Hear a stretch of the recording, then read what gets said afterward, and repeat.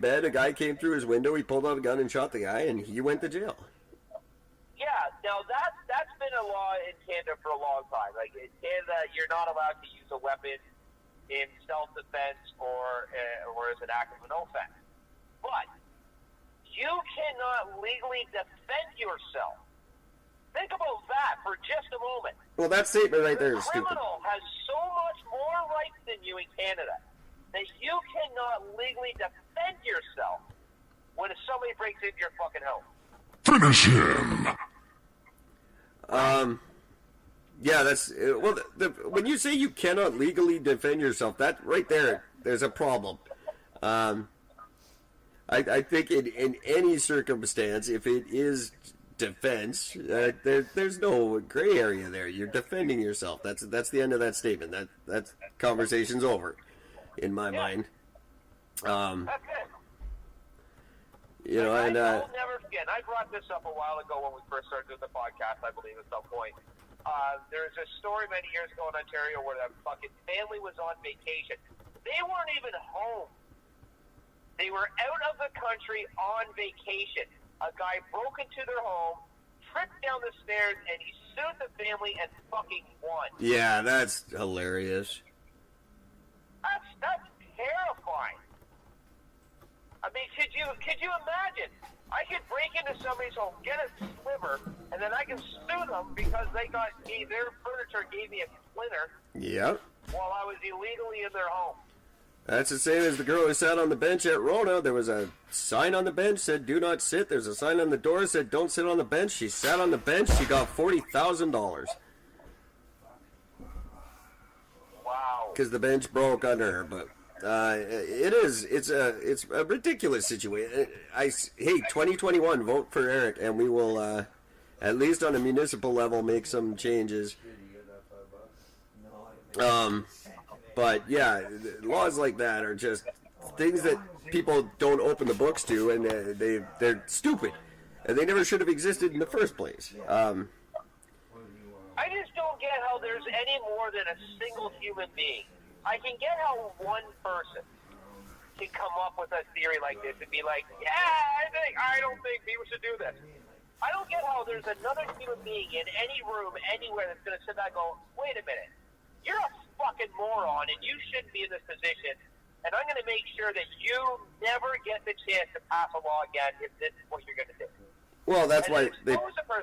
Those are the... I still haven't been able to find out who the fucking person was that wrote this fucking law. Well, because when I find out, you can bet I'm breaking into that motherfucker's house and I'm going to beat him fucking senseless, and he can't touch me. Okay, first of all, you can always find out who motioned a proposal like that. That's just in the books. But yeah, they're backbenchers, and they're put in the back so that people don't hear them. Those are the ones that call you out on their shit. But our government's not set up in a way where we listen to those ones. Because it's far from being actually democratic. We don't listen to the ones who question us. We send them out to the boonies, and we listen to the ones who say yes to everything we do. That's how our politicians are. If you question, who benefits from this, though? I mean, like nobody. Who benefits? There is not one person, aside from the direct criminal, not one person, unless if it's the lawyers. Well, you gotta keep in mind a lot of these people are lawyers. Yeah, but, I mean, these guys, the lawyers might benefit in the sense, but, I mean... I think Harper just went... not benefiting because they're putting people in jail that cost them $115,000 a year to keep in jail. Well, that's just it. Crime pays, man. Whoever said crime doesn't pay, they were on the wrong side of the industry, because if you're on the side that's prosecuting, it pays pretty nicely. And the last thing on earth you want to do is put an end to crime. That would be, you'd devastate the economy. But even though you wouldn't, because of course if you put end to crime, then you're not spending $115,000 fucking dollars per person. Yeah, but keep in mind, in Canada, that's only for, what did you say, 45,000 people. That's less than Walmart makes in a day. It's not huge money we're talking there. In Canadian terms, it definitely is, but in the terms of the kind of money these people make, it's barely what they've got in their fucking ashtrays of their whatever they're driving these days. I don't know, Teslas, I guess, maybe. Sure. God, fucking damn it! Like I just, why? Just fucking why? How does this? Like I just don't understand how the fuck this happens. Why aren't these people being just flat out like they should be ridiculed? They should be. Their families should be getting attacked on a daily basis, just so they know what it's like. You know, like I mean, this is the things that should be happening when a law gets put in place that goes against humanity and fully against humanity. That should be on its own case. That should be just. Well, that's why we invented the fight. Senate. That's what the Senate is supposed to do. The Senate's supposed to look at stupid laws and say, hey, these are stupid. But they do like 4 a year. They don't care. They're grandfathered in, and they're living off their pensions, and they're living off that $150,000 a year that the prisoners are costing us. That goes directly into their pockets. No one is set up to actually do anything that benefits anybody. They're there to collect a pension. It's a killer pension you get when you get out of the government. I stood to get something retarded if I actually made it to mayor for 3 goddamn years. And I will in 2021. Vote Eric. I can't do that. I can't campaign early. It's against the rules. But you know. But yeah, when I go back at it, even I stand to make, like you said, when Rob Ford tried to put the big spotlight on what he got when he got elected, there's a stupid amount of free shit you get while you're charging everybody else. Ridiculous money and raising rates to things and putting fucking bike lanes in front of the emergency goddamn exit. Oh my god. I'm so glad he's gone. Not that our new guy's doing any better, although he was the first semi-impressive guest we had on the show. Yeah, it's true. And it was great of him to do that. He hasn't done anything he told us he was going to do that day you talked to us, but I'm still waiting, Kennedy. I know you're going to come back. Eventually. Eventually. No, because he knows we're going to call him out on his shit. Yeah, that was the first and last time I've seen him in this neighborhood, so I'm just saying, Ken, you know, buddy. Thought we had a thing. God,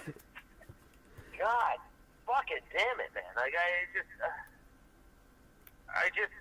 just don't get. I just don't understand it. There's just no rhyme or reason to this anymore. Like they produce laws that do nothing. Real quick, they absolutely do nothing. I just want to clarify for our new listeners, and we have kind of a captive audience in the room tonight. I want to clarify. I ran for mayor in 2018. Didn't do very well. I had to drop out due to illness. But I had Kennedy Stewart on the podcast with us before he was mayor, and he gave us an outline of his platform and everything he was going to do for the downtown east side. He stood in Pigeon Park, gave us a whole song and dance, and I know it's only been a few months, but I'm not seeing a whole lot of positive coming from his government yet. Nothing. Anyway, that's the context of what I'm babbling about there. I just he didn't mention anything specific about it. That's the Atira building, is it not? Oh, the 58, right. God, that's good God back and forth so many times. It's going to be interesting to see what happens now that Army and Navy's out of the neighborhood. Because they're going all Cordova. They're off Hastings completely by the end of this month, I believe. So that whole side of the street's going to start getting developed. They're not going to want that garden across the way. I would imagine that whole thing is going to be gone real fast. That's a good question. That's something I'm going to have to look into. Sorry, Ontarians and Gord. I'm sure you're familiar with the big empty lot beside the Grand Union, right on Hastings, across the street from the Army and Navy. There's just a big void. Yep. Huge point of contention. Gregor Robertson said it was going to be all below market housing, low income housing, and here we are, long after he's hit the road, and it's still a big empty lot. Nothing happened to it. No, nothing. He didn't intend on doing anything to it. He couldn't find a way to put a bike lane in there.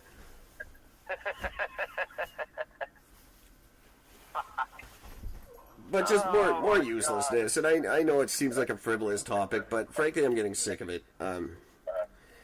Just the more I watch nothing happen while the world is falling apart, it's embarrassing, and it's not frightening anymore. I mean, I know how this story ends, and it's not good for any of us. But just the fact that we're letting these people know that we're hiring fucking talk show hosts, because why not? I mean, who's next? Who's after Trump? Alf?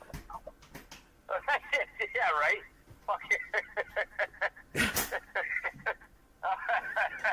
Oh, that'd be great. Gordon Shumway for fucking president. Where do you go? The entire cast of Hollywood Squares? Actually, they should just have Hollywood Squares instead of Congress. That'd be brilliant.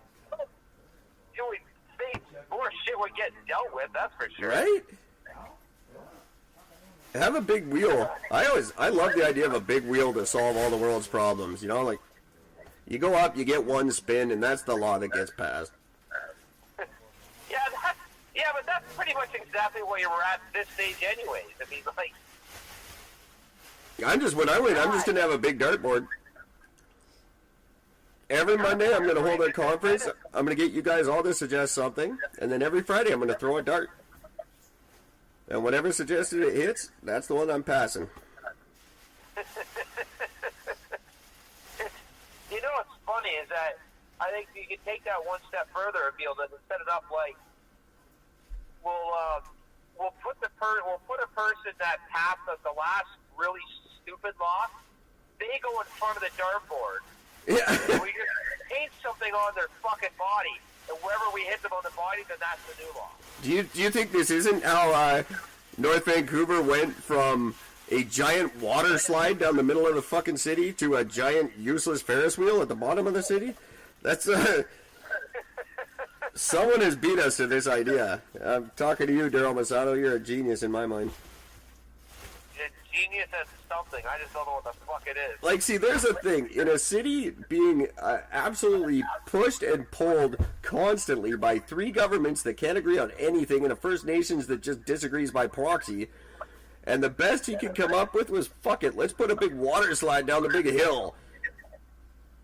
For the record, I love the idea of that giant water slide. Everybody loved the idea. It's why he got reelected, but it was a useless, stupid thing to do.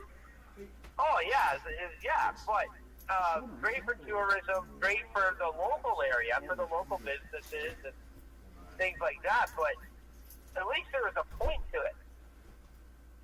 You know what I mean? Like, at least there was something that came out of it. Thank God he didn't get away with his bike to his fucking electric road to pull you up the other side. That was hilarious. Would have ended up costing it just to... But hey, he's my favorite mayor by far. And I met him a couple of times too. He used to shop at Dick's Lumber quite a bit. Oh, really? Oh yeah, he's a good guy. Kenna, that's what you want. Just a blue collar dude. Yeah, I don't care. Let's get drunk and do a big water slide down the hill. Oh, we should put a Ferris wheel at the bottom. Yeah, consider it done. I wonder if it was one of the things where it started off where somebody went, so I got this bit of a thing for latex. What can we do with that? Guy's like, well, what if we put a giant fucking water slide down fucking Lonsdale? Well, that's a lot of fucking latex. I could wear a latex suit in public and I wouldn't get judged. I'd be like saying, hey, look, I'm just a witness. I'm wearing my own rubber. And that's why you'll be my deputy mayor the day I win. I'll be the one wearing the fucking latex. Yeah, just handing out gold decks of cards and walking around in latex. I'm in. I don't care. I'm in. I guess since there's been absolutely no point to this episode, that we should bring people to the point of your contest. Big draw coming May 17th. We've actually had a couple of entries so far, so things are heating up, getting real exciting. But get your entries in. You got plenty of chances to win. Draw date is May 17th. It's for the ultimate barbecue set. Russian estimators value this thing at $1,500,000. It's, by my math, probably closer to about $500 by the time you get it. But, Gord, why don't you explain what it is? yeah, like Eric said, this is